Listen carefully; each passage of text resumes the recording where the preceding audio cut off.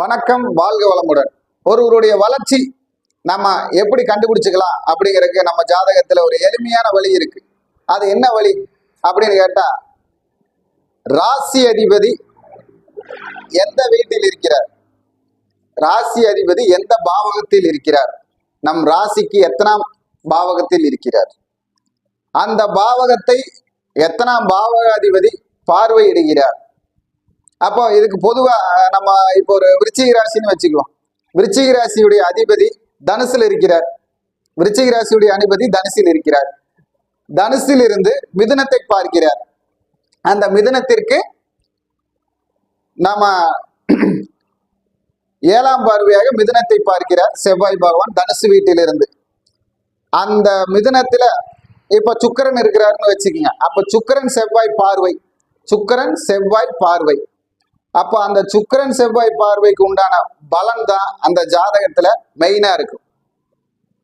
அதே போல அந்த பாவகங்கள் எந்த பாவகமாக வருகிறது, காலபுருஷ தத்துவத்துக்கும் எந்த பாவகமாக வருகிறது, ராசி சக்கரத்தில் நம் ஜாதக பிரகாரமும் எந்த பாவகமாக வருகிறதோ அந்த பாவகங்களை நாம் எந்த காரகத்துவம் எந்த ஆதிபத்தியத்தில் வருகிறதோ அந்த செயல்பாட்டை செயல்படுத்தினால் போதும் நமக்கு வெற்றி நிச்சயம். ஜாதகத்துல வேற எதையுமே பார்க்க தேவையில்லை. இதை மட்டும் பார்த்து செயல்படுத்தினா வெற்றி நிச்சயம். அது உறுதியான வெற்றியாகவும் வரும். இப்போ பொதுவா நான் சொன்ன இப்ப இந்த ராசி விருச்சிக ராசி, அந்த ராசி அதிபதி தனுசுல இருக்கிறார். தனுசுல இருந்து மிதுனத்தை பார்க்கிறார். மிதுனம் வந்து விருச்சிகத்துக்கு 8ஆம் வீடாகவும் இந்த செவ்வாய்க்கு பார்வைக்கு 7ஆம் வீடாகவும் செவ்வாய்க்கு 7, 8 அமைப்பு இருக்கிறது நம்ம தெரிஞ்சுக்கலாம். அப்போ அந்த 7, 8க்கு உண்டான அமைப்பு தான் நமக்கு இந்த ஜாதகத்துல இங்க ஜெயிக்கும். அப்போ அந்த இடத்துல இருக்கக்கூடியவர் யாரு? சுக்கிரன். சுக்கிரனுக்கு எத்தனை வருஷம்? 20 வருஷம். சுக்கிரனுக்கு 20 வருஷம். அந்த சந்திரனுக்கு 10 வருஷம், 30 வருஷம். 7க்கும் 8க்கும் உடையவன். 7ஆம் பார்வை வந்து நமக்கு செவ்வாய்க்கு இருக்கு. அந்த செவ்வாய் வந்து இந்த அவருடைய ராசி விருச்சிக ராசியை வர்றதுனால சந்திரன் அங்க நீச்சம் வர்றதுனால சந்திரனுடைய திசை 10 வருஷமும் அந்த சுக்கிரனுடைய திசை 20 வருஷத்தையும் நம்ம இந்த செவ்வாயுடைய திசை 7 வருஷத்தையும் 37 வருஷத்தை நம்ம கணக்கு பண்ணோம்னா 37 வயதில் அவர் தன் சொந்த வீட்டிற்கோ சொந்த இடத்திற்கோ போவார் என்பதை நம்ம தெளிவோட சொல்லலாம்.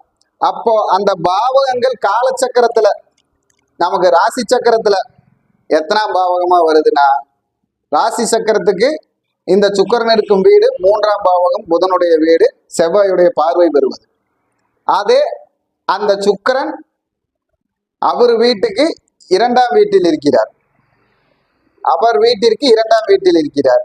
அந்த புதன் அவர் வீட்டிற்கு 12ஆம் வீட்டில் இருக்கிறார். அப்போ 3, 12 ராசி ஜென்மம் 1, 3, 12, 1 அவர் இருக்கக்கூடிய வீடு 2. அப்போ 1, 2, 3, 12 இந்த 4 பாவங்களை தான் அவரை இயக்கும். அப்ப அந்த 4 பாவங்களுக்கு உண்டான செயல்பாடு தான் அவரை செயல்படுத்தும்.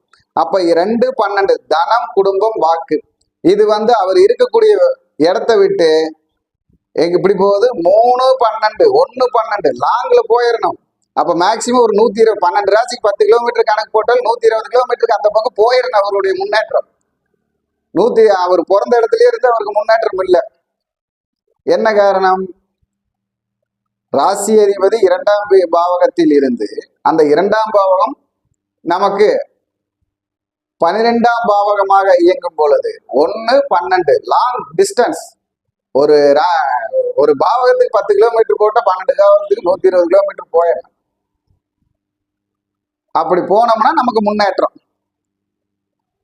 அப்போ அந்த முன்னேற்றங்கள் அந்த செயல்பாடுகள் ராசி அதிபதி எந்த வீட்டில் இருந்து அந்த வீட்டில் எந்த கிரகம் பார்க்கிறதோ அந்த கிரகத்துடைய பார்வையும் அந்த செயல்பாடும் காரகத்துவம் ஆதிபத்தியம் தான் அவருடைய வாழ்க்கையை நிர்ணயிக்கிறது, செயல்படுத்துகிறது.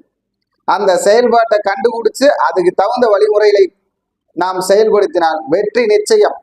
வணக்கம், வாழ்க வளமுடன்.